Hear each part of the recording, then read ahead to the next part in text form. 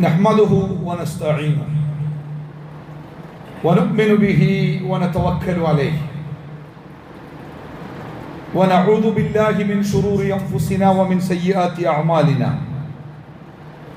من يهده الله فلا مضل له ومن يضلل فلا هادي له أشهد أن لا إله إلا الله وحده لا شريك له أشهد أن محمدا عبده ورسوله أرسله بالهدى ودين الحق ليظهره على الدين كله ولو كره المشركون اللهم صل على محمد وعلى آل محمد كما صليت على إبراهيم وعلى آل إبراهيم إنك حميد مجيد اللهم بارك على محمد وعلى آل محمد كما باركت على إبراهيم وعلى آل إبراهيم إنك حميد مجيد أما بعد فإن خير الحديث كتاب الله وخير الهدي هدي محمد صلى الله عليه وسلم وشر الأمور محدثاتها وكل بدعة ضلالة وكل ضلالة في النار يا أيها الذين آمنوا اتقوا الله حق تقاته ولا تموتن إلا وأنتم مسلمون أعوذ بالله من الشيطان الرجيم بسم الله الرحمن الرحيم الله الذي خلقكم من ضعف ثم جعل من بعد ضعف قوة ثم جعل من بعد قوة ضعفا وشيبا يخلق ما يشاء وهو العليم القدير ബഹുമാന്യരായ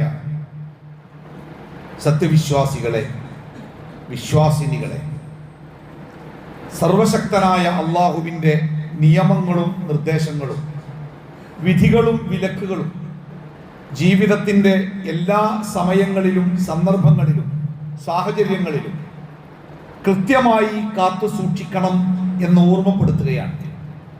സൂക്ഷ്മതയോടുകൂടി ജീവിതം നയിക്കുന്ന, നാളെ സ്വർഗത്തിൻ്റെ അവകാശികളാകുന്ന മുത്തഖീങ്ങളുടെ കൂട്ടത്തിൽ പടച്ചറബ്ബ് നമ്മെ ഏവരെയും ഉൾപ്പെടുത്തുമാറാവട്ടെ. മനുഷ്യന്റെ ജീവിതം അത് തുടങ്ങിയതും അത് അവസാനിക്കുന്നതും ആ മനുഷ്യന്റെ അറിവോടുകൂടിയോ അവന്റെ അനുമതിയോടുകൂടിയോ അല്ല.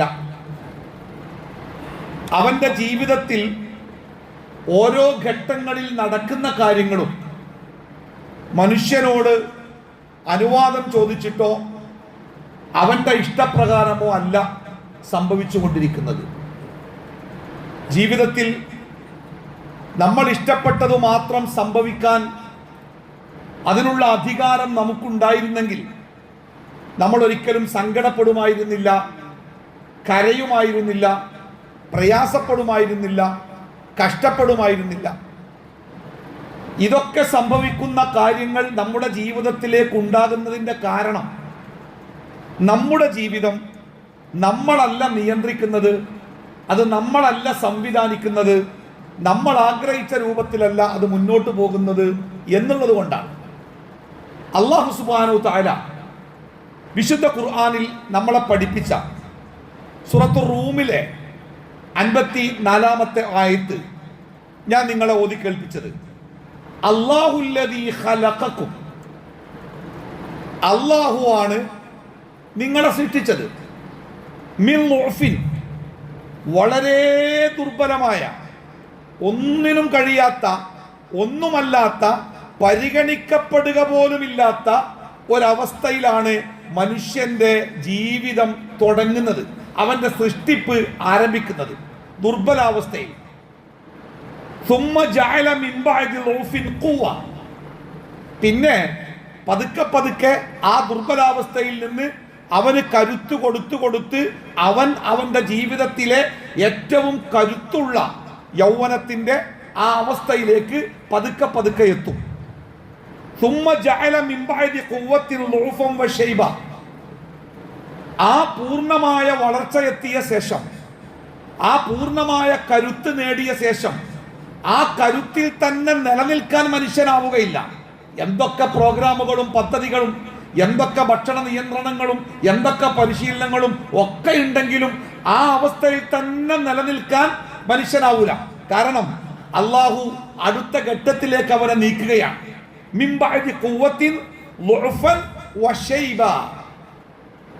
ആദ്യത്തെ ഘട്ടത്തിൽ ഈ ശക്തിയിലേക്ക് എത്തും മുമ്പ് ദൗർബല്യമുണ്ടായിരുന്നു.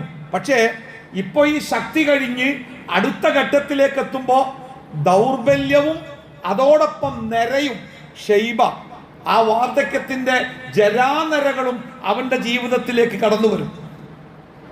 എന്നിട്ടോ ശേഷം അള്ളാഹു പറയുന്നത് യഖ്ലുഖു മാ യശാ, യഖ്ലുഖു മാ യശാ, അവൻ എങ്ങനെയാണോ ഉദ്ദേശിക്കുന്നത് അങ്ങനെയാണ് അവൻ സൃഷ്ടിക്കുക. അതിൽ മറ്റാരുടെയെങ്കിലും സമ്മർദ്ദമോ മറ്റാരുടെയെങ്കിലും ഏതെങ്കിലും ബാഹ്യമായ ഇടപെടലുകളോ ഒന്നുമില്ല. യഖ്ലുഖു മാ യശാ, അവൻ ഉദ്ദേശിക്കുന്നത് എന്താണോ അത് അവൻ സൃഷ്ടിക്കും. വഹുവൽ അലീമുൽ ഖദീർ, അല്ലാഹു എല്ലാം അറിയുന്നവനും എല്ലാറ്റിനും കഴിവുള്ളവനുമാകുന്നു അല്ലാഹു എന്ന് ഈ ആയത്തിലൂടെ അല്ലാഹു നമ്മളെ പഠിപ്പിക്കാൻ. അപ്പൊ നമ്മുടെയൊക്കെ ജീവിതത്തിൽ ഈ 3 ഘട്ടങ്ങൾ നിർബന്ധമായിട്ടും കടന്നു വരാനുണ്ട് ആയുസ് കിട്ടുകയാണെങ്കിൽ. ഒന്നാമത്തേത് ഒന്നും അറിയാത്ത, ഒന്നും അറിയേണ്ടതില്ലാത്ത നമ്മുടെ ബാല്യകാലമാണ്, ഒന്നിനും കഴിയാത്ത ഒരു കാലമാണ്. ആ കാലഘട്ടത്തിൽ നിന്ന് സ്ഥിരതയാർന്ന വളർച്ചയിലൂടെ മാറ്റത്തിലൂടെ യൗവനത്തിന്റെ കരുത്തിലേക്ക് നമ്മൾ എത്തി. അതിനുശേഷം വീണ്ടും അല്ലാഹു ആ മനുഷ്യനെ കൊണ്ടുപോകുന്നത് അവന്റെ ജീവിതത്തിന്റെ മറ്റൊരവസ്ഥയിലേക്കാണ്. വാർദ്ധക്യത്തിന്റെ ശക്തിയില്ലായ്മയും അതിന്റെ പ്രയാസങ്ങളും ബുദ്ധിമുട്ടുകളും മാത്രമല്ല, ശരീരത്തിലെ ചുക്കിച്ചുളിവുകളും നരയുമൊക്കെ ആയിട്ട് തീർത്തും ദുർബലമായ ഒരവസ്ഥയിലേക്ക് അവൻ തിരിച്ചെത്തും. വിശുദ്ധ ഖുർആനിൽ അല്ലാഹു തആല മറ്റൊരിടത്ത് പറയുന്നുണ്ട്, വമൻ നുഅമ്മിർഹു നുനക്കിസ്ഹു ഫിൽ ഖൽഖിന, അല്ലാഹു ഒരാൾക്ക് ആയുസ് കൊടുക്കാൻ ഉദ്ദേശിച്ചാൽ, 50, 60, 70, 80, 90 കൊല്ലക്കബലൻ ജീവിക്കട്ടെ എന്ന് അല്ലാഹു തആല ഒരുത്തൻ ആയുസ് കൊടുക്കാൻ തീരുമാനിച്ചാൽ, നുനക്കിസ്ഹു ഫിൽ ഖൽഖിന, അവന്റെ സൃഷ്ടിപ്പിന്റെ ജീവിത ചക്രത്തെ അല്ലാഹു തിരിച്ചു കൊണ്ടുവരും. എന്ന് പറഞ്ഞാൽ ഒന്നിനും കഴിയാത്ത ദുർബലമായ അവസ്ഥയിൽ നിന്ന് ജീവിതം ആരംഭിച്ചിടത്ത് നിന്ന് അതുപോലെ അല്ലെങ്കിൽ അതിനേക്കാൾ ദുർബലമായ ഒരവസ്ഥയിലേക്ക് ആ മനുഷ്യ ജീവിതത്തെ അല്ലാഹു എത്തിക്കും എന്ന് അല്ലാഹു തആല വിശുദ്ധ ഖുർആനിലൂടെ നമ്മളെ ബോധ്യപ്പെടുത്തുക.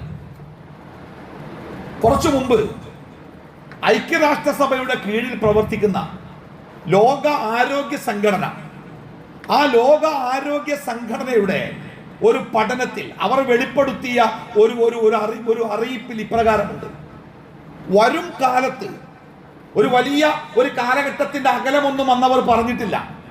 ആ കാലത്തിന്റെ ഉള്ളിൽ ലോകത്തിലെ മനുഷ്യൻ അനുഭവിക്കാൻ പോകുന്ന ഏറ്റവും വലിയ വെല്ലുവിളി എന്ന് പറയുന്നത് വാർദ്ധക്യം ആയിരിക്കുന്നതാണ്. വാർദ്ധക്യം, അതിന് 2-3 കാരണങ്ങളാണ് പറഞ്ഞത്. ഒന്ന്, ജനനത്തിന്റെ നിരക്ക് കുറഞ്ഞു വരുമ്പോൾ ലോകത്ത് വൃദ്ധന്മാരുടെ എണ്ണം കൂടിക്കൂടി വരും. 2, ആരോഗ്യരംഗത്തെ പുതിയ കണ്ടുപിടുത്തങ്ങൾ മനുഷ്യന്റെ ആയുസ് ദീർഘിക്കാൻ കാരണമാകും എന്നൊക്കെ അവർ ചില കണക്കുകൾ നിരത്തുന്നുണ്ട്. നമ്മൾ ആ ഭാഗത്തേക്കല്ല പോകുന്നത്.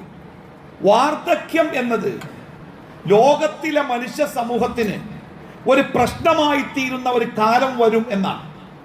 പൊതു ഇടങ്ങളിലും പൊതുസ്ഥലങ്ങളിലുമൊക്കെ ജീവിക്കുന്നവർക്ക് ശല്യമായി തെരുവു ജീവികളെ പോലെ എഴയാൻ കഴിയാതെയും സംസാരിക്കാൻ പറ്റാതെയും കണ്ണ് കണ്ടും കാണാതെയും കാത് കേട്ടും കേൾക്കാതെയും ഒക്കെ മനുഷ്യജീവികൾ അങ്ങനെ ഇഴജന്തുക്കളെ പോലെ പൊതു ഇടങ്ങളിൽ എഴഞ്ഞു നടക്കുന്ന ഒരവസ്ഥ വരും എന്നാണ് ആ മുന്നറിയിപ്പിന്റെ ആകത്തുക. ഇവിടെ നമ്മൾ മനസ്സിലാക്കേണ്ട പ്രധാനപ്പെട്ട ഒരു സംഗതി, വാർദ്ധക്യം എന്നത് ലോകത്ത് ഇപ്പങ്ങട്ടുണ്ടായ ഒരു സംവിധാനമൊന്നല്ല.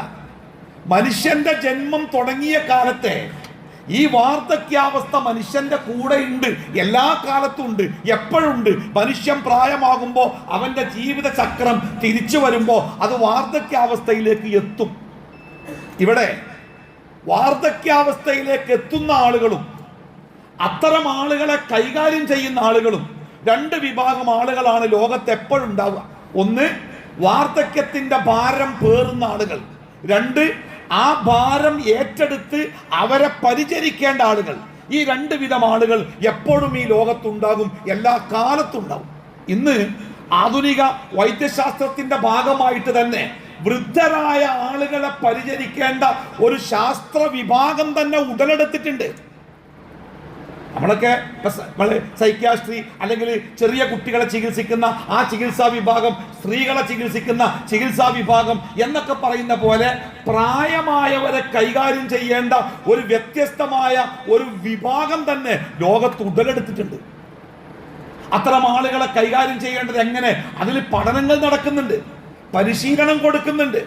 അതിന്റെ പരിശീലനങ്ങൾ നമ്മുടെ കൊച്ചു ഗ്രാമങ്ങളിൽ പോലും അത് സാർവത്രികമായി നടക്കുന്നുണ്ട്. അത്തരം വൃദ്ധരായ ആളുകളെ പരിചരിക്കേണ്ടത് എങ്ങനെ എന്ന് പഠിച്ചവർക്ക് പെട്ടെന്ന് ജോലി കിട്ടാനും നമ്മുടെ നല്ല ശമ്പളം കിട്ടാനും ഒക്കെ ലോകത്ത് പുതിയ വാതിലുകൾ ഉണ്ടാകുന്നുണ്ട്. കാരണം അത്തരം ആളുകളെ ഒന്നും നോക്കാൻ അവരുടെ മക്കളോ ബന്ധുക്കളോ തയ്യാറാവാതെ വരികയും അവരുടെ കയ്യിൽ ഇഷ്ടം പോലെ പണം ഉണ്ടാവുകയും ചെയ്യുമ്പോൾ ഇതൊരു നല്ല വരുമാനം ഉണ്ടാകുന്ന മാർഗമായി ലോകത്ത് മാറിക്കൊണ്ടിരിക്കുന്നത്.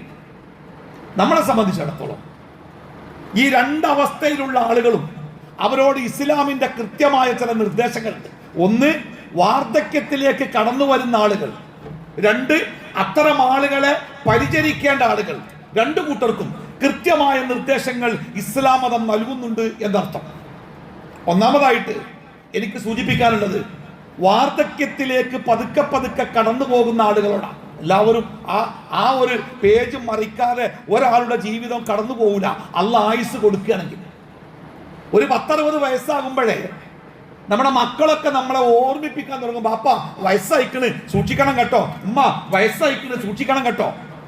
നമ്മൾ അവരുടെ മുമ്പിൽ പ്രായമായവരായി മാറുന്നുണ്ട് എന്ന് സൂചിപ്പിക്കുന്ന വാക്കുകൾ നമ്മുടെ കുടുംബത്തിൽ നിന്ന് തന്നെ നമ്മൾ പതുക്കെ പതുക്കെ കേട്ടു തുടങ്ങും. പക്ഷെ നമ്മളൊരു പക്ഷെ അംഗീകരിക്കാൻ തയ്യാറാവില്ല. കറുത്ത മുടിയൊക്കെ വെളുത്ത മുടിയൊക്കെ നമ്മൾ കറുപ്പിക്കും, കുപ്പായൊക്കെ നമ്മൾ ഉഷാറാക്കും, ചിലപ്പോൾ പാൻറ്റും ജീൻസൊക്കെ ഇടും. അങ്ങനെ അങ്ങോട്ട് വയസ്സായി എന്ന് സമ്മതിക്കാൻ നമ്മുടെ മനസ്സ് അനുവദിക്കാതെ നമ്മൾ അതിനെതിരെ പൊരുതുമ്പോഴും വീട്ടിൽ നിന്ന് മക്കൾ പറയും, പ്രായമായിട്ടോ ശ്രദ്ധിക്കണം കേട്ടോ, ഭക്ഷണമൊക്കെ ഒന്ന് ശ്രദ്ധിക്കണം കേട്ടോ, ഇടയ്ക്കിടയ്ക്ക് ബ്ലഡൊക്കെ ഒന്ന് ടെസ്റ്റ് ചെയ്യണം കേട്ടോ, കാര്യങ്ങളൊക്കെ നോക്കണം കേട്ടോ. അവർ നമ്മളെ ബോധിപ്പിക്കുകയാണ്. ആ ബോധ്യപ്പെടുത്തലിൽ മറ്റു ചില കാര്യങ്ങൾ നമ്മൾ സ്വയം ബോധ്യമാവേണ്ടതുണ്ട്. ഒരു 60 ആകുമ്പോൾ നമ്മുടെ വീടുകളിൽ നമ്മൾ കാണുന്ന ചില സംഗതിയുണ്ട്. വീട്ടിൽ ചായക്ക് കടി വാങ്ങണമെങ്കിൽ നമ്മൾ ചെന്നിട്ട് ഇന്നെന്താ വാങ്ങേണ്ടത്, ഉമ്മ ഇന്നെന്താ ഉണ്ടാക്കേണ്ടത് എന്നൊക്കെ ചോദിക്കുന്ന മക്കള് വീട്ടിലെ വലിയ വലിയ കാര്യങ്ങൾ പോലും നമ്മൾ അറിയാതെ അവർ ആലോചിച്ച് ചെയ്യുന്നത് കാണുമ്പോൾ നെട്ടാ നിൽക്കണ്ട. ഇതുവരെ എന്നോട് ചോദിക്കാതെ എന്റെ വീട്ടിലൊരു കാര്യം നടന്നിട്ടില്ല, ഇപ്പൊ ഇത്തരം കാര്യങ്ങളൊക്കെ ഉണ്ടോലോ, ഞാൻ ഇപ്പോഴാണ് അറിഞ്ഞത്, പ്രയാസപ്പെടണ്ട. അത് ജീവിതത്തിന്റെ ഒരു ഘട്ടമാണ്. ആ 10-60 കൊല്ലം നമ്മുടെ മക്കൾക്കും നമ്മുടെ കുടുംബത്തിനും നമ്മൾ കൊടുത്ത അറിവും പരിചയവും അവർ അത് പരിചയമായി അറിവായി നേടി അവർ സ്വയം തീരുമാനങ്ങൾക്ക് കഴിവുള്ളവരായിരിക്കുന്നു. ഇനി എൻ്റെ ആവശ്യം അത്രത്തോളം അവിടെ ഉണ്ടാവുകയില്ല എന്ന് സ്വയം നമ്മൾ മനസ്സിലാക്കിയാലേ വല്ലാതെ ഇടങ്ങേറാകേണ്ടി വരില്ല. അല്ലെങ്കിൽ ഇടങ്ങേറാവും. നമ്മളുടെ തീരുമാനങ്ങളും നമ്മുടെ ആശയങ്ങളും നിറഞ്ഞു നിന്നിരുന്ന നമ്മുടെ വീടകങ്ങളിൽ നമ്മുടെ തീരുമാനങ്ങൾക്ക് പ്രസക്തമല്ലാത്തൊരവസ്ഥ വരുമ്പോൾ ബേജാറാവാൻ നിന്നാലേ അതോടുകൂടി അവൻ്റെ ജീവിതത്തിന്റെ എല്ലാ സുഖം തീരും. മക്കൾ അവൻ്റെ ശത്രുവാകും, കുടുംബം അവൻ്റെ ശത്രുവാകും, ബാക്കിയുള്ളവരൊക്കെ എതിരാവും. എന്താ കാരണം? എന്നോട് ചോദിക്കുന്നില്ല, എന്നോട് പറയുന്നില്ല. അത് ഒരു യാഥാർത്ഥ്യ ബോധത്തോടു കൂടി ഉൾക്കൊള്ളുക. അത് അള്ളാഹ് പറഞ്ഞത്. ശക്തമായ ഒരു കാലഘട്ടത്തിന് ശേഷം ദുർബലമായ അവസ്ഥയിലേക്ക് മാത്രമല്ല, ഷെയ്ബ കുട്ടിയായിരുന്നപ്പോ നമ്മൾ ദുർബലരേന്. എന്നാലും ഉമ്മ ചോദിക്കും, ഉമ്മാന്റെ കുട്ടിക്ക് എന്താ ഉണ്ടാക്കേണ്ടത്, ബിസ്ക്കറ്റാ വേണ്ടേ, നൂഡിൽസാ വേണ്ടേ, എന്താ പറയുന്നത്? അന്ന് നമുക്ക് ദുർബലതയേ ഉള്ളൂ. നമുക്ക് വാർദ്ധക്യത്തിന്റെ ജരാനരകളില്ല. നമ്മൾ പതുക്കെ പതുക്കെ വളർന്നു വലുതാകും, തണലാകും. എന്നാ ഉമ്മക്ക് നല്ല പ്രതീക്ഷ ഉണ്ട്, ഞാൻ ഈ കുട്ടിയെ നോക്കിയാൽ അത് വെറുതെ ആവൂല, ഇവൻ വലുതാവുമ്പോൾ എനിക്ക് തിരിച്ചു കിട്ടും എന്ന പ്രതീക്ഷ ഉള്ളത് കൊണ്ട് ആ കുട്ടിയായിരുന്നപ്പോഴുള്ള ദൗർബല്യമുണ്ടല്ലോ അത് സുന്ദരമായിരുന്നു. അതുകൊണ്ടാണ് നമ്മളൊക്കെ എപ്പോഴും വീണ്ടും ജീവിതത്തിൽ ഏത് കാലഘട്ടത്തിൽ തിരിച്ചു പോകാനാ ആഗ്രഹം എന്ന് ചോദിച്ചാൽ നമ്മളൊക്കെ പറയും എനിക്ക് എൻ്റെ ബാല്യത്തിലേക്ക് പോകണം. കാരണം എന്താ അറിയോ, അവിടെ നമ്മൾ ദുർബലരാണെങ്കിലും ചുറ്റുമുള്ളവരുടെ സ്നേഹത്തിന്റെ വലിയ താങ്ങ് നമുക്കുണ്ടായിരുന്നു. പക്ഷെ ഇനിയുള്ള തിരിച്ചുപോക്ക് അങ്ങനെയല്ല. അവിടെ ദൗർബല്യം മാത്രമല്ല, അവിടെ ശൈബ വാർദ്ധക്യം കൂടി ഉണ്ട്. എന്താ നോക്കിയിട്ട് കാര്യം? പൈസ ചെലവാക്കിയിട്ട് വലിയ കാര്യമുണ്ടോ? ഇതൊക്കെ വെറുതെ ഉണ്ടാക്കല്ലേ, ഇതാണ് പോകാനല്ലേ എന്നൊക്കെ അവരുടെ മനസ്സിലേക്ക് ചിന്ത വരുമ്പോൾ അവിടെ നമ്മളൊന്ന് ഒറ്റപ്പെട്ടു പോകുന്നുണ്ട്. പക്ഷെ ആ ഒറ്റപ്പെടലിൽ നമ്മൾ തകരാതിരിക്കാനും തളരാതിരിക്കാനും ഓരോരുത്തരും മനസ്സിലാക്കേണ്ടത് ഇത് ജീവിതത്തിന്റെ ഒരു സ്റ്റെപ്പാണ്. ഈ സ്റ്റെപ്പിൽ ചവിട്ടിയേ എനിക്ക് മുന്നോട്ട് പോകാൻ പറ്റൂ. ഇത്രയും കാലം ഞാൻ കൊടുത്ത അറിവും ഞാൻ കൊടുത്ത പരിചയവും എൻ്റെ മക്കളും കുടുംബവും ചുറ്റുപാടുകളും അത് മനസ്സിലാക്കി അവർ സ്വയം പ്രവർത്തിക്കുവാൻ കരുത്ത് നേടിയിരിക്കുന്നു എന്ന് മനസ്സിലാക്കി പതുക്കെ പിന്നോട്ട് നിന്നിട്ടില്ലെങ്കിലേ അവിടെ കുറെ പ്രശ്നങ്ങളുണ്ടാവും. അപ്പൊ ചില മക്കളൊക്കെ പറയാറുണ്ട്, നിങ്ങൾ ബാപ്പാനെ വിളിച്ചൊരു കാര്യം പറയും, എന്താണ് ഒന്ന് ഇടങ്ങേറാക്കാറക്കാൻ വേണ്ടി പറയോ, ഒന്നും തരണ്ട ബാപ്പിമ്മി, ഒന്നും തരണ്ട, ഞങ്ങളെ ഒന്ന് ജീവിക്കാൻ അനുവദിച്ചാൽ മതി എന്ന് ചില മക്കൾ പറയുന്ന അവസ്ഥ ഉണ്ട്. നമ്മളൊക്കെ ചിലപ്പോൾ ഈ പ്രസംഗിക്കുമ്പോഴൊക്കെ എല്ലായിടത്തും വിഷയം ഉണ്ടാവാറുണ്ട്.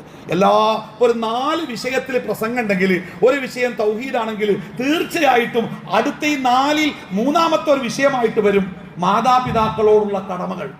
എല്ലാവരും പറയാറുണ്ട്, എല്ലാവരും കേൾക്കാറുണ്ട്, പറയുന്നതും ഇഷ്ടമാണ്, കേൾക്കണോ ഇഷ്ടമാണ്, നല്ല വിഷയമാണ്. പക്ഷേ ഈ മാതാപിതാക്കൾ മക്കളെ പ്രയാസപ്പെടുത്തുന്ന അവസ്ഥ ഉണ്ടായാലോ, മാതാപിതാക്കളെ കൊണ്ട് മക്കളെ കൊണ്ട് വീട് വിട്ടുപോകുന്ന മാതാപിതാക്കളെ കുറിച്ച് നമ്മൾ കണ്ണീരോട് കൂടി സംസാരിക്കും. പക്ഷെ ചിലയിടങ്ങളിലെങ്കിലും മാതാപിതാക്കളുടെ ചില പ്രവർത്തന വൈകല്യങ്ങളാൽ വീട് വിട്ടുപോകേണ്ടി വരുന്ന മക്കളുടെ കഥകൾ നമ്മളൊക്കെ കേൾക്കാറും കാണാറൊക്കെ ഉണ്ട്. ഇവിടെയാണ് ഞാൻ മാതാപിതാക്കളോട് സംസാരിക്കുന്നത്. മാതാപിതാക്കൾ ഒരു നിശ്ചിതമായ പ്രായത്തിലെത്തുമ്പോൾ ഞാൻ പറഞ്ഞല്ലോ, അവർ ചില കാര്യങ്ങൾ മനസ്സിലാക്കേണ്ടതുണ്ട്. എൻ്റെ ജീവിതത്തെ അല്ലാഹു തആല ഞാനെല്ലാം നിയന്ത്രിച്ച് എൻ്റെ കൈവെള്ളയിൽ മാത്രം നിർത്തേണ്ട ഒരവസ്ഥയിൽ നിന്ന് എൻ്റെ ജീവിതം മാറി ഞാൻ അടുത്ത ഒരു ഘട്ടത്തിലേക്ക് പ്രവേശിക്കുന്നു എന്ന ഒരു തിരിച്ചറിവ് മാതാപിതാക്കൾക്ക് ഉണ്ടാവണം. ആ തിരിച്ചറിവിലൂടെ അവർ മനസ്സിലാക്കേണ്ടത് എൻ്റെ ചുറ്റുഭാഗത്ത് ഞാൻ വളർത്തിയവർ ജീവിതത്തിൻ്റെ പുതിയ സ്റ്റെപ്പിലേക്ക് കയറണം. അവരെ ആ സ്റ്റെപ്പിലേക്ക് കയറ്റുക എന്നതാണ് അത്രയും കാലത്തെ നമ്മുടെ അധ്വാനത്തിന്റെ ജോലി. അത് കണ്ടില്ലേ, തള്ളക്കോഴി എത്ര ഗൗരവത്തില, എത്ര ശ്രദ്ധയില തൻ്റെ കുട്ടികളെ ഒരു ചെറിയ പഴുതാരയെ കിട്ടിയാൽ തള്ളക്കോഴി കൊക്കുകൊണ്ട് കൊത്തി കൊത്തി കൊത്തി കൊത്തി 10 കഷ്ണാക്കിയിട്ട് കുട്ടികൾക്ക് കൊടുത്തിട്ടാ ആ മക്കളെ വളർത്തുക. പക്ഷേ ആ മക്കളൊരു പ്രത്യേക സ്റ്റേജിലെത്തിയാൽ കാണുന്നിടത്തുനിന്ന് കൊട്ടി ഓടിക്കുക മക്കളെ, അല്ലേ? അപ്പോ ജീവിതത്തിൽ നമ്മുടെ ചുറ്റുപാടുകളിൽ നിന്ന് പഠിക്കുന്ന ഒരു പാഠാണത്. അപ്പോൾ ഒരു നിശ്ചിത അവസ്ഥയിലെത്തിയാൽ ഇനിയും എല്ലാം എൻ്റെ കൈവെള്ളയിൽ തന്നെയാവണം, എന്നോട് ചോദിക്കാതെ, എന്നോട് പറയാതെ, എൻ്റെ അഭിപ്രായമല്ലാതെ ഇവിടെ ഒന്നും നടക്കരുത് എന്ന് നമ്മൾ തീരുമാനിക്കുമ്പോൾ അവിടെ ഉണ്ടാകുന്നൊരു പ്രശ്നമുണ്ട്. അതുകൊണ്ടാണ് ഉൾക്കൊള്ളലിൻ്റെ അള്ളാഹു പറഞ്ഞ ഈ 3 സ്റ്റെപ്പ് ഉണ്ടല്ലോ, ആ സ്റ്റെപ്പിൻ്റെയും വ്യത്യാസങ്ങൾ നമ്മൾ ശരിക്കും മനസ്സിലാക്കണം.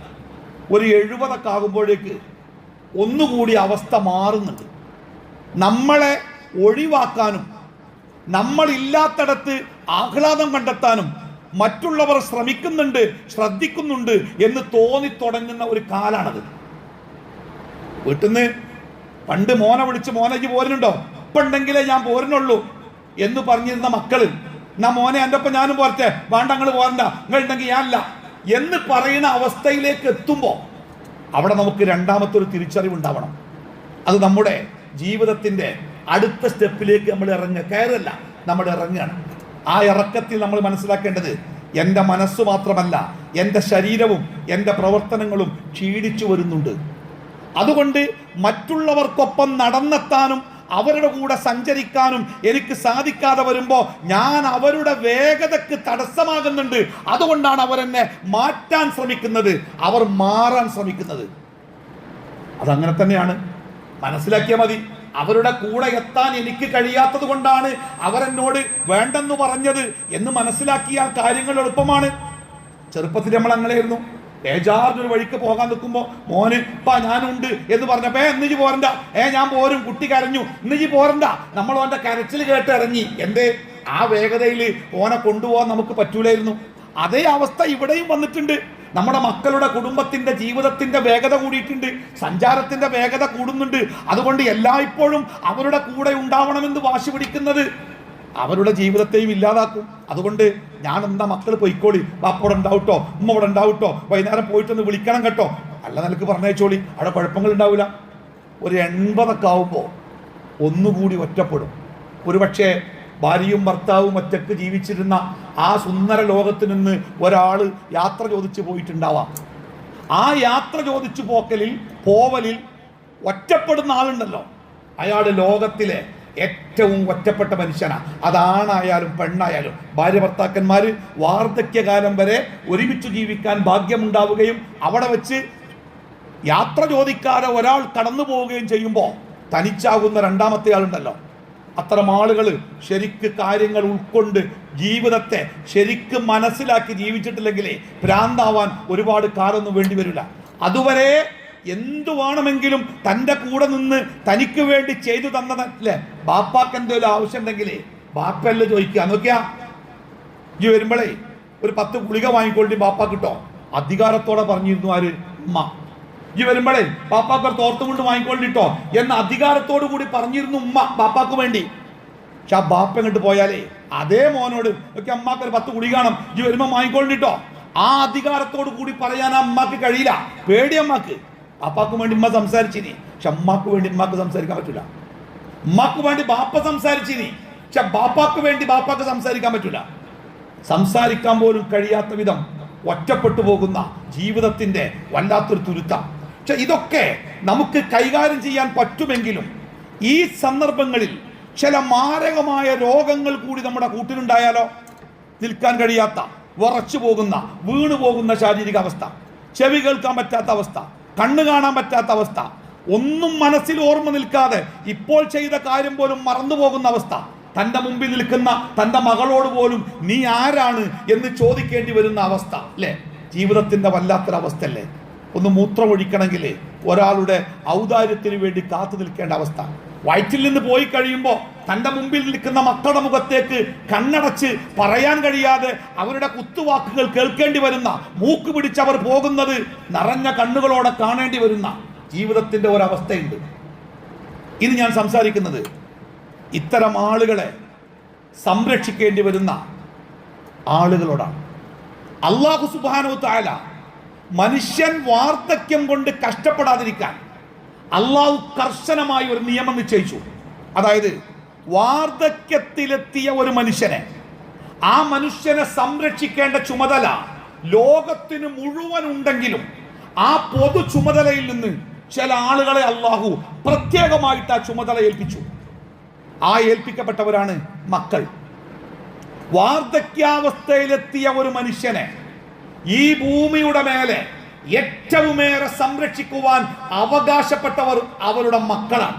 അതിന് ഒരു ഒഴിവ് കഴിവില്ല. എല്ലാവർക്കും ആ ബാധ്യത ഉണ്ട്. എൻ്റെ മുമ്പിൽ ഒരു വാർദ്ധക്യാവസ്ഥയിലുള്ള മനുഷ്യൻ വന്ന് പെട്ടാൽ അയാളെ പരിഗണിക്കാതെ അവഗണിച്ചു പോകാൻ എനിക്ക് സാധിക്കൂല. പ്രവാചകൻ പറഞ്ഞില്ലേ, ലൈസ മിന്ന, നമ്മളിൽപ്പെട്ടവനല്ല. ആരാണ് ഈ നമ്മൾ എന്നറിയോ? മുസ്ലിമാണ്. മുസ്ലിങ്ങളിൽപ്പെട്ടവനല്ല. എന്ത്? മുതിർന്നവരെ ബഹുമാനിക്കാത്തവൻ, ചെറിയവരോട് സ്നേഹം കാണിക്കാത്തവൻ, കരുണ കാണിക്കാത്തവൻ, ലൈസ മിന്ന, അവൻ നമ്മളിൽപ്പെട്ടവനല്ല, മുസ്ലിം അല്ല കൃത്യമായിട്ട് പറഞ്ഞേ. അത് ഏത് വാർദ്ധക്യമാവാം, ജാതിയോ മതമോ പ്രശ്നമല്ല, അത് മനുഷ്യനായാൽ അല്ലേ. പക്ഷേ ഈ പൊതു ഉത്തരവാദിത്വത്തിൽ നിന്ന് അള്ളാഹു ഒന്നുകൂടി കർശനമായ ഒരു നിയമത്തിലേക്ക് അല്ലേ. അള്ളാഹു തആല ഖുർആനിൽ പറഞ്ഞില്ലേ, മാതാപിതാക്കൾ രണ്ടുപേരും അഹദുഹുമാ ഔ കിലാഹുമാ, ഒന്നുകിൽ അവരിൽ ഒരാൾ, ഞാൻ പറഞ്ഞല്ലോ ഒരാളാകുമ്പോഴാണ് തീഷ്ണത കൂടുന്നത്, ശ്രദ്ധ കൂടേണ്ടത്. ഒരാളാകുമ്പോഴാണ് നമ്മുടെ പരിഗണന കൂടേണ്ടത്. ഒരാളാകുമ്പോഴാണ് നമ്മുടെ കെയർ വർദ്ധിക്കേണ്ടത്. അഹദുഹുമ, ഒരാൾ, അല്ലെങ്കിൽ ഔ കിലാഹുമ, അല്ലെങ്കിൽ രണ്ടാളും. വയസ്സായ ബാപ്പിമ്മി നിന്റെ മുമ്പിലുണ്ടായി, നീ സംരക്ഷിക്കേണ്ടവരായിട്ടുണ്ടായി എങ്കിൽ അവരോട് കാണിക്കേണ്ട നിയമങ്ങളാണ് വളരെ കർശനമായിട്ട് അല്ലാഹു പറഞ്ഞത്. വലാ തഖുല്ലഹുമാ ഉഫിൻ, വെറുപ്പിന്റെ സ്വരം പോലും പാടില്ല. വലാ തൻഹർഹുമാ, ദേഷ്യപ്പെട്ട് കയർത്ത് സംസാരിക്കാൻ പാടില്ല. പിന്നെ വഖുല്ലഹുമാ ഖൗലൻ കരീമാ, നല്ല ആർദ്രമായ വാക്ക് മാത്രം പറയാം. ഈ പൊതുവെ മക്കൾ പറയുന്ന ഒരു പരാതി എന്താ പറയുക, അതിന് ബാപ്പ ദേഷ്യം പിടിപ്പിക്കണേ. എന്തേലും പറയുമ്പോൾ തന്നെ ബാപ്പ എന്തേലും പറയും, അപ്പൊ നമുക്ക് ദേഷ്യം വരും. അല്ലെങ്കിൽ ഒരു കാര്യം പറഞ്ഞാൽ കേൾക്കൂല, 1000 വട്ടം പറഞ്ഞാലും കേൾക്കാതെ നമുക്ക് ദേഷ്യം വരൂലേ? സാധാരണ ദേഷ്യം വരും. പക്ഷെ ബാപ്പാനോടും ഉമ്മാനോടും വരരുത്. അതിന്റെ പ്രത്യേകത എന്താ? നിങ്ങൾ റസൂലുള്ളാഹി സ്വല്ലല്ലാഹു അലൈഹി വസല്ലമയുടെ അടുത്ത് വന്നിട്ട് ഒരു ചെറുപ്പക്കാരൻ ഹിജ്റ പോകാനും അള്ളാന്റെ ദീനിന് വേണ്ടി ദീനായിട്ട് ജീവിക്കാൻ പറ്റിയ നാട്ടിലേക്ക് ഹിജ്റ പോകാൻ, അതേപോലെ ഇസ്ലാമിന്റെ ശത്രുക്കൾക്കെതിരെ യുദ്ധം ചെയ്യേണ്ട സമയത്ത് അവരോട് യുദ്ധം ചെയ്യാൻ, ഇസ്ലാമിന്റെ ഒരു പടയാളിയാവാൻ പ്രവാചകനോട് അനുവാദം ചോദിക്കാൻ. പ്രവാചകനൊക്കെ അനുവാദം കൊടുത്തു, ആവശ്യമുണ്ടാകുമ്പോൾ വിളിക്കാം. അങ്ങനെ ഒരു യുദ്ധത്തിന്റെ സമയത്ത് അദ്ദേഹം പടച്ചട്ടേക്ക് അണിഞ്ഞ് പ്രവാചകന്റെ മുമ്പിലെത്തി. ചെറുപ്പക്കാരനാണ്, ശക്തനാണ്, കരുത്തനാണ്, അള്ളാഹുവിന്റെ മാർഗത്തിൽ പൊരുതാനും രക്തസാക്ഷിയാവാനുമുള്ള ത്വരയുമായിട്ട് വന്നവനാണ്. പ്രവാചകൻ അദ്ദേഹത്തോട് ചോദിക്കുന്നുണ്ട്, നിനക്ക് ആരൊക്കെ ഉണ്ട് വീട്ടില്? പിമ്മുണ്ട്, വയസ്സായിട്ടുണ്ടുണ്ട്. അവരെ ആരാണ് സംരക്ഷിക്കുന്നത്? ഞാനാണ്, ഇതുവരെ ഞാനാണ്. നീ പോയാൽ പിന്നെ ആരാണ് അവരെ സംരക്ഷിക്കുക? ആരെങ്കിലുമൊക്കെ അയൽവാസികളും ബന്ധുക്കളൊക്കെ ഉണ്ട്. റസൂൽ പറഞ്ഞു, നീ നിന്റെ വീട്ടിലേക്ക് തിരിച്ചു പോകണം, നിന്റെ മാതാപിതാക്കളെ സംരക്ഷിക്കണം. ഇയാൾക്ക് നിരാശയായി. കാരണം ഒരു രക്തസാക്ഷിത്വത്തിന്റെ ആ വലിയ മോഹവുമായിട്ട് കടന്നു വന്ന ആളാണ്. അയാൾ പോകാൻ മടിച്ചു.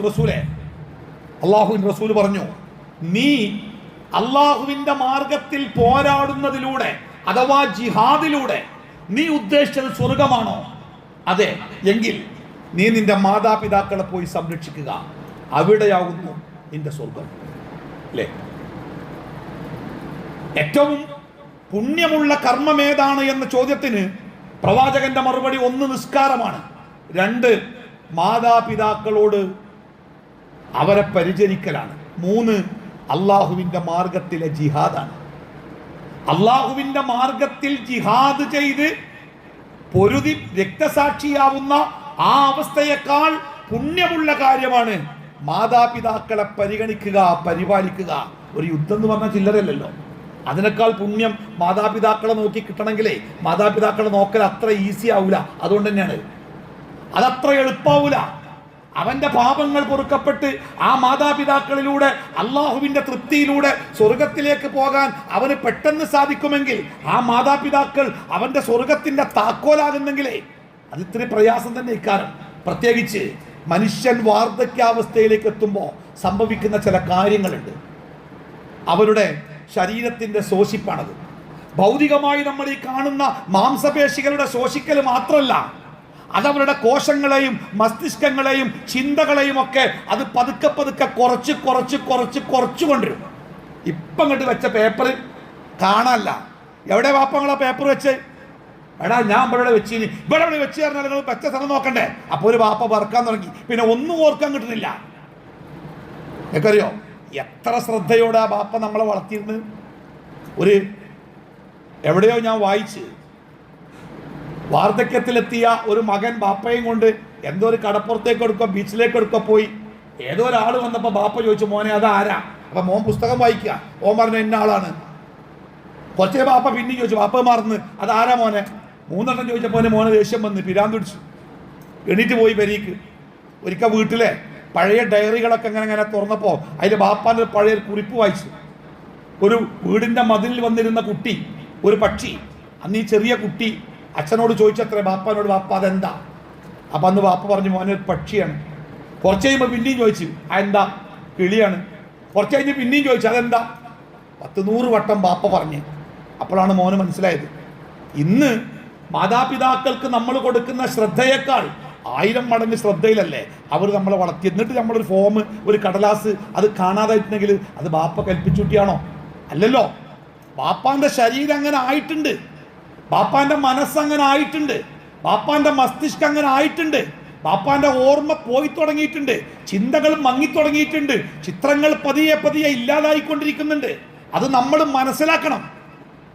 അത് മനസ്സിലാക്കിയിട്ട് പണ്ട് അല്ലേ നമ്മൾ എങ്ങനെയാ ബാപ്പാക്ക് നന്മ ചെയ്യണേ എന്ന് അള്ളാഹിനോട് പ്രാർത്ഥിക്കുമ്പോൾ നമ്മൾ എങ്ങനെ പ്രാർത്ഥിക്കണ്ടേ? റബ്ബിർഹംഹുമാ കമാ റബ്ബയാനി പടച്ചോനെ ചെറുപ്പത്തിൽ ഓലിനോട് കരുണ കാണിച്ച പോലെ നീ ഓലോട് കരുണ കാണിക്കണം എന്ന് പറയുമ്പോൾ അതേ ചിന്ത നമുക്കുണ്ടാവണേ. ചെറുപ്പത്തിൽ ആ ബാപ്പിമ്മയും നമ്മളോട് കരുണ കാണിച്ച പോലെ തിരിച്ചവരോട് കാണിക്കാൻ പറ്റണ്ടേ? നമ്മളൊക്കെ എടുത്ത് പൊന്തിക്കുമ്പോൾ നമ്മളൊക്കെ വായിന്ന് ഇങ്ങനെ കേലയായിട്ട് ഇങ്ങനെ ഉമിനീര് തുപ്പല് താഴേക്ക് ഒലിച്ചിറങ്ങിയപ്പോൾ അത് ഉമ്മാന്റെ ചുണ്ടിലൊക്കെ വീണേ. അതിങ്ങനെ ചുണ്ടുകൊണ്ട് തോത്തിയിട്ട് ഉമ്മ എന്താ പറഞ്ഞറിയോ? തേനൊലിക്കുന്നുണ്ട് കുട്ടിക്ക് വല്ലാതെ അല്ലേ? അതേ ഉമ്മാക്ക് 75-80 വയസ്സാവുമ്പോൾ ഒന്ന് താങ്ങി ഇരുത്തുമ്പോൾ കവിളിലൂടെ ഒഴുകി വരുന്ന ആ കുറുന്നണയുള്ള ഉമിനീരുണ്ടല്ലോ, അത് കഴുകി വൃത്തിയാക്കാൻ ഡെറ്റോളിന്റെ കുപ്പിയും തെരഞ്ഞ് ആ അമ്മാന്റെ മുമ്പ് തന്നെ പോകുമ്പോൾ അതുണ്ടാക്കുന്ന ഒരു മുറിവുണ്ട് ആ മനസ്സിലൊക്കെ. അപ്പൊ ഞാൻ പറഞ്ഞത്, രണ്ടു കൂട്ടരും പരസ്പരം മനസ്സിലാക്കി മുന്നോട്ട് പോകേണ്ട ജീവിതത്തിന്റെ ഒരവസ്ഥയാണ്. വാർദ്ധക്യം പെട്ടെന്ന് വരിക. കാരണങ്ങൾ നമ്മുടെ ജീവിതശീലങ്ങൾ, നമ്മൾ കഴിക്കുന്ന ഭക്ഷണങ്ങൾ, നമ്മൾ കഴിക്കുന്ന മരുന്നുകൾ, നമ്മുടെ സാമൂഹ്യ ഇടപെടലുകളൊക്കെ മനുഷ്യനെ പെട്ടെന്ന് വാർദ്ധക്യാവസ്ഥയിലേക്ക് എത്തിക്കുക. അതുകൊണ്ട് തന്നെ ഒരു രൂപരേഖ കുടുംബങ്ങളിലൊക്കെ ഉണ്ടാവണം. എങ്ങനെയാണ് ബാപ്പയോട് പെരുമാറേണ്ടത്, അവർക്ക് എന്തൊക്കെയാണ് വേണ്ടത്, അവർക്ക് മാനസികമായ ഒറ്റപ്പെടൽ. മാതാപിതാക്കൾ ഏത് മനുഷ്യനും ഒരു പ്രത്യേക പ്രായം കഴിഞ്ഞാലേ അവർക്ക് വേണ്ടത് പരിഗണനയാണ്. നമ്മളൊക്കെ ഈ കോലത്തിൽ വളർത്തിയെടുക്കാൻ വേണ്ടി കഠിനാധ്വാനം ചെയ്ത് ഒരു സ്കൂളിൽ ചേർക്കണമെങ്കിൽ 10 ആളോട് ചോദിക്കും എവിടെ മോനെ ചേർക്കണ്ടേ. ഒരു ആശുപത്രി കൊണ്ടുപോകണമെങ്കിൽ 15 ആളോട് ചോദിക്കും എവിടെയാണ് ഏറ്റവും നല്ല ഡോക്ടറുകൾ. അങ്ങനെ വളർത്തിയതാ അല്ലേ? അതുകൊണ്ട് തന്നെ ആ മാതാപിതാക്കളെ നമ്മൾ പരിചരിക്കേണ്ടി വരുമ്പോഴും ആ ഒരു ശ്രദ്ധ, കുറച്ച് തീവ്രമായ ഒരു ശ്രദ്ധ നമ്മുടെ മനസ്സിലുണ്ടാവണം. അവർ മാനസികമായിട്ട് ഒറ്റപ്പെടാൻ പാടില്ല. ശാരീരികമായിട്ട് അവരുടെ പ്രയാസങ്ങൾ അതവരെ തളർത്തരുത്. ഇടയ്ക്കൊക്കെ ഇങ്ങനെ വണ്ടിയും കൊണ്ട് പള്ളിക്കൊക്കെ പോരുമ്പോൾ വാപ്പങ്ങൾ നിസ്കരിക്കാൻ പോരുന്നോ, ഒരു മഗ്‌രിബിനൊക്കെ വാപ്പാനെയും കൂട്ടിക്കൊണ്ടി, ഒന്നും വേണ്ട ഒരു കാസ്താരിലൂടെ ഇരുത്തിക്കൊണ്ടി. അങ്ങനെ ഒരു പണ്ട് കണ്ട പരിചയപ്പെട്ട ആൾക്കാർ പോകുമ്പോൾ അസ്സലാമു അലൈക്കും എന്ന് പറഞ്ഞു പോകുമ്പോൾ ഒന്ന് വിറക്കുന്ന കൈകളോടെ ഒന്ന് സലാം മടക്കിയിട്ട് പോയാൽ അത് അവർക്ക് കിട്ടുന്ന സന്തോഷം വലുതാ. ഇടയ്ക്കിടയ്ക്കൊക്കെ ഒന്ന് ഹോട്ടലിൽ കൊണ്ടുപോവുക, പണ്ട് കുടിച്ച ആ കാലിച്ചായൻ്റെ ഓർമ്മകളൊക്കെ അവർ ഒന്നുകൂടി ആവട്ടെ. കല്യാണത്തിന് പോകുമ്പോൾ വാപ്പ നിങ്ങളോട് ഇരുന്നോളിട്ടോ, ഞങ്ങൾ വൈകുന്നേരം വരാം, ആയിക്കോട്ടെ മക്കളെ പൊയ്ക്കോളി എന്ന് ഉമ്മയും ബാപ്പിയും പറയുമ്പോഴും ആ നെഞ്ചകത്തെ തീ കാണാതെ പോകരുത്. എന്നാ വാപ്പങ്ങളും പോരും മങ്ങളും പോരും, ഇവിടെ അടുത്ത് തന്നെ അല്ലേ, കുറേ പരിചയക്കാരൊക്കെ ഉണ്ടാകുമല്ലോ, കാണാനോ ആയിക്കോട്ടെ. അവരെ കൂടെ നിർത്താനും കൂടെ ഉണ്ടാവാനും ശ്രദ്ധിക്കാം. സാമ്പത്തികമായി അവർക്ക് സ്വയം പര്യാപ്തതയുള്ളവരാണ്. നേരിട്ട് മക്കളും മാതാപിതാക്കളും നേരിട്ട് ബാപ്പാക്ക് മരുന്ന് വേണമെന്ന് ഉമ്മ ബാപ്പാനോട് അല്ലെങ്കിൽ മകനോട് പറയും. മകൻ ആ മരുന്ന് വാങ്ങാൻ വേണ്ടി ഓൻ്റെ പെണ്ണുങ്ങളെ ഏൽപ്പിക്കാം, അത് മരുമകളെന്ന് വിളിക്കാം. അവൾ ആ മരുന്ന് ഉമ്മാൻ്റെ കൈ കൊടുക്കുമ്പോൾ ചിലപ്പോൾ നോട്ടം നോക്കിയിട്ടുണ്ടാവും, ചിലപ്പോൾ ഇത്രങ്ങാനും പൈസ അത് എന്നൊന്ന് ബില്ലിൽ നോക്കി പറഞ്ഞിട്ടുണ്ടാവും. അത് മകൻ പറഞ്ഞ ബാപ്പാക്ക് അത്ര വേദനിക്കില്ല. പക്ഷേ അതൊരു മൂന്നാം കക്ഷി പറയുമ്പോഴേ അതൊരു ഇടങ്ങേറാവും. അപ്പോൾ നമ്മുടെ വീടുകളിലൊക്കെ കൃത്യമായ ഒരു ശ്രദ്ധ ഈ പ്രായമായി വരുന്ന ആളുകളുടെ കാര്യത്തിൽ മക്കൾക്കുണ്ടാവണം. അതേപോലെ മക്കളെക്കുറിച്ചൊരു ശ്രദ്ധ ഞാൻ ഈ പറഞ്ഞ കാര്യങ്ങൾ മാതാപിതാക്കൾക്കുണ്ടാവണം. ഇത് രണ്ട് തലമുറയാണ്. വളരെ വ്യത്യാസമുള്ള ചിന്തകളിലും ജീവിത രീതിയിലും ജീവിതത്തിൻ്റെ വേഗതയിലുമൊക്കെ വളരെ വ്യത്യാസമുള്ള 2 തലമുറയാണ്. അതുകൊണ്ട് തന്നെ അതിനങ്ങനെ കൂട്ടി യോജിപ്പിക്കാനേ നല്ല ശ്രദ്ധയും നല്ല പരിചരണവും അവിടെ ഈ വൃദ്ധരായ മാതാപിതാക്കളെക്കാൾ മക്കൾക്കാണ് ബാധ്യത കൂടുതൽ. കാരണം ഈ വൃദ്ധരെ തിരുത്താൻ നമ്മളെ കൊണ്ട് പറ്റൂല. 1000 വട്ടം പറഞ്ഞാലേ പാപ്പക്കൻ ചെയ്തൂടെ, കഴിയില്ല. അവരുടെ മസ്തിഷ്കങ്ങൾ ചുരുങ്ങി വന്നിട്ടുണ്ട്, ചിന്തിക്കാനുള്ള ശേഷി കുറഞ്ഞു വരുന്നുണ്ട്. അതുകൊണ്ട് അവർക്ക് മാറാൻ പറ്റൂല. നമുക്ക് മാറാലോ, നമുക്ക് മാറാം. നമ്മൾ മാറണം. ശീലങ്ങളും വാക്കുകളും പ്രവൃത്തികളും മാറണം. അല്ലാഹു തആല നമ്മളെ എല്ലാവരെയും അനുഗ്രഹിക്കുമാറാവട്ടെ. വാർദ്ധക്യത്തിൻ്റെ വലിയ ദുരന്തങ്ങളിൽ നിന്ന് അല്ലാഹു നമ്മളെ എല്ലാവരെയും കാത്തു